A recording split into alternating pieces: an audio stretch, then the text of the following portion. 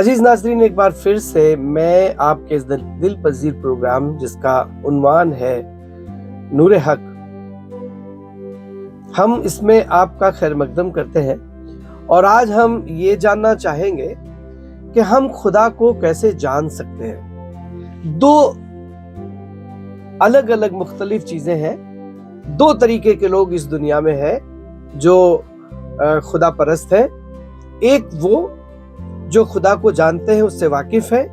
एक वो जो खुदा के बारे में जानते हैं। खुदावंद यीशु मसीह एक दिन एक सामरी औरत से बात कर रहे थे, और जब वो बात कर रहे थे तो खुदावंद के कलाम यूहन्ना रसूल की इंजील उसके 4 बाब की 10वीं आयत में वो यूं फरमाते हैं कि अगरचे तू खुदा की बख्शिश को जानती और ये जानती कि वो जो तुझसे बातें करता है कौन है। इसका मतलब है कि हमें जानना जरूरी है वो जो खुदा है, वो जो हमसे बातें कर रहा है कौन है। और एक जगह पर वो कहते हैं कि तुम जिसे नहीं जानते उसकी इबादत करते हो, और हम जिसे जानते हैं हम उसकी इबादत करते हैं। इसका मतलब है कि खुदा को जानना जरूरी है। और जब तक एक इंसान खुदा को नहीं जानता है वो मुश्किल में रहता है, वो तारीकी में रहता है। और खुदावंद के कलाम में यशायाह नबी की किताब उसके 5 बाब की 13वीं आयत में लिखा है, इसलिए मेरे लोग जहालत के सबब से अस्सीरी में जाते हैं और उनके बुजुर्ग भूखों मरते और आवाम प्यास से जलते हैं। बस पाताल अपनी हवस को बढ़ाता है और उसने अपना मुंह बेइंतहा बढ़ाता है और अपना मुंह बेइंतहा फाड़ता है, और उनके शरीफ और आम लोग गोगाई और जो कोई उनमें फख्र करता है उसमें उतर जाएंगे, और छोटा आदमी झुकाया जाएगा और बड़ा आदमी पस्त होगा और मगरूरों की आंखें नीचे की जाएंगी। ये उनका हाल है जो खुदा को नहीं जानते। दूसरी जगह पर होशे नबी कहते हैं कि मेरे मालूमात के नहीं होने से जो मेरे लोग हैं वो हलाक हो रहे हैं, मेरे लोग बर्बाद हो रहे हैं। और यहाँ पर भी हमको कुछ जानने को मिलता है कि हम कैसे खुदा को नहीं जान करके अपनी जिंदगी में हलाकत को दावत देते हैं, और हलाकत हमारी जिंदगी में किस तरीके से कायम हो जाती, किस तरीके से अपनी बुनियाद को डाल देती है, और धीमे धीमे हम हलाकत की तरफ चले जाते हैं। होशे नबी की किताब उसका 4 बाब उसकी 6ठी आयत को मैं आपके सामने साझा करूंगा, पढ़ूंगा, और चाहते हैं कि आप भी इसको पढ़ें और जाने कि खुदा को जानना क्यों जरूरी है और फिर खुदा को कैसे जाना जा सकता। दो फर्दन चीजें हैं। एक है खुदा को जानना, एक खुदा के बारे में जानना, और दूसरा है खुदा को कैसे जान सकते। तो पहली बात है खुदा को जाने, और दूसरी बात बताऊंगा, मेरे लोग आदमे मारिफत से हलाक हुए क्योंकि तूने मारिफत को रद्द किया। मारिफत मतलब मालूमात, और रद्द किया, और मैं भी तुझे रद्द करूंगा ताकि तू मेरे हुजूर काहिन ना हो। और चूंकि तू अपने खुदा की शरीयत को भूल गया इसलिए मैं भी तेरी औलाद को भूल जाऊंगा। अब यहाँ पे लिखा है कि आदमे मारिफत को नहीं जानने के कारण से लोग हलाक हो गए, यानी खुदा को नहीं जानने से, खुदा के उलूम को नहीं जानने से लोग हलाक हो गए। और इसलिए मेरे और आपके लिए बहुत जरूरी है कि हम किसी चीज को जाने। आपने कई जगह जहां पर लोगों को वाकिफ कराया जाता है, जहां पर इश्तिहार दिए जाते हैं, वहां पर पढ़ा होगा कि जानकारी ही बचाव है। अगर आपको जानकारी होगी, अगर आप जानेंगे तो आप बहुत सी चीजों से बच सकते हैं। और अगर आप खुदा को जानेंगे तो सिर्फ आप मुसीबत से ही नहीं बचेंगे, आप जिंदगी हासिल करेंगे। एक दिन खुदा यीशु मसीह बात कर रहे थे, और ये जिस गिरोह से बात कर रहे थे वो यहूदी लोग थे। और 8 बाब की 32 आयत में यूहन्ना रसूल की इंजील में लिखा है, हजरत मसीह ने कहा तुम सच्चाई से वाकिफ होगे और सच्चाई तुमको आजाद करेगी। अगर आप सच्चाई से वाकिफ नहीं है तो इसका मतलब आप गुलामी में हैं। तो उन्होंने कहा कि खुदावंद के कलाम में लिखा है ऐसा कि हम तो इब्राहिम की आल औलाद हैं और कभी किसी के गुलाम नहीं हुए।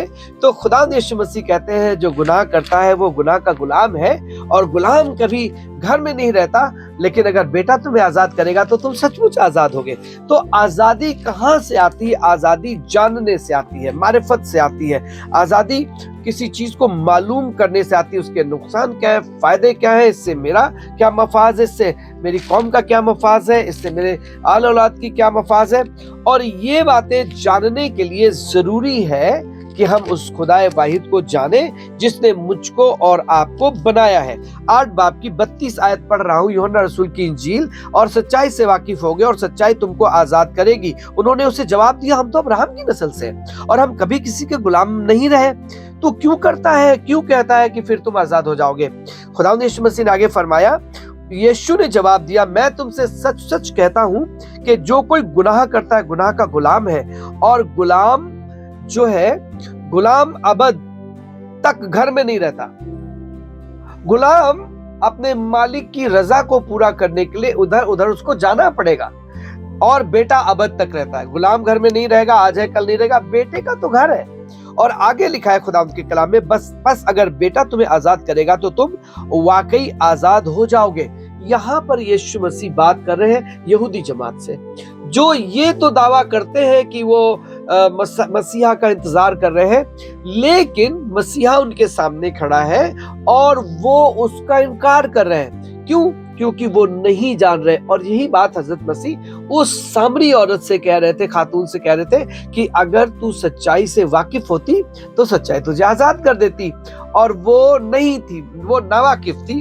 वो उसके बारे में, उनके बारे में तो जानती थी, क्योंकि जब उसकी 4 बाब की 28-29 आयत को पढ़ेंगे तो वो कह रही कि मसीहा आने वाले हैं। तो खुदा यीशु मसीह ने कहा कि मैं वही हूं जो तुझसे बातें कर रहा हूं। और आपको बताएं कि जैसे आप किसी भी चीज से वाकिफ होते हैं, आप सब तरीके से चालू हो जाते हैं, आप सब तरीके से आप वजीर होते हैं। यहां पर इस तरीके से लिखा है कि बात करते करते यीशु मसीह उसको उसके ऊपर अपने आप को जाहिर कर रहे हैं। जान रही है वो धीमे धीमे, मतलब कि वो जैसे ही जान रही है, मैं आगे बात करूंगा कि कैसे जाने, और वो जैसे ही जानती है वो अपना घड़ा छोड़कर शहर में चली जाती है। जैसे ही आप खुदावंद से वाकिफ होने लगते हैं, आपके असीरी के एक एक बंद खुलने लगते हैं, टूटने लगते हैं, आप आजाद होने लगते हैं, आप नशे से आजाद हो जाते हैं, आप बीमारियों से आजाद हो जाते हैं, आप ख्यालातों से आजाद हो जाते हैं, आप ज़हनी तौर पे आजाद होते हैं, और आप धीमे धीमे आजादी को महसूस करने लगते हैं। और इसलिए खुदा के कलाम में लिखा है कि तुम सच्चाई से वाकिफ होगे और सच्चाई तुमको आजाद करेगी। तो सच्चाई तुमको कैसे आजाद करेगी, मैं अगले नशिस्त में बात करूंगा। लेकिन अभी जो बात कर रहा हूं कि आजादी जरूरी है, और आजादी आने के बाद में आप अपने आप को महसूस करते हैं कि आपको क्या करना चाहिए, आप कर सकते हैं। आपको क्या सोचना चाहिए, आप सोचने लगते हैं। आपको कहाँ जाना चाहिए, आप जा सकते हैं। आपको किधर से लौट आना चाहिए, क्योंकि आप आजाद हैं। लेकिन जब तक आजाद नहीं है, आप फर्ज कीजिए मेरे पास एक कुत्ता और मैंने उसके गले में चेन डाल रखी है। वो भागना चाहता है, वो घास चरना चाहता है, बीमार है, वो भाग करके किसी को भौंकना चाहता है, पर मेरे हाथ में उसकी जंजीर है। वो वहां जाएगा जहां मैं उसको लेके जाऊंगा, वो करेगा जो मैं चाहूंगा। और जब तक आप खुदा से वाकिफ नहीं होते, तब तक आपका मुखालिफ शैतान जो वो चाहता वो आपसे कराता है, आप वो सब कुछ नहीं कर पाते। और इसलिए अगर आप आजाद होना चाहते हैं तो आपको खुदा को जानने की जरूरत है। मैं अगले नशिस्त में आपको बताऊंगा कि आप खुदा को कैसे जान सकते हैं।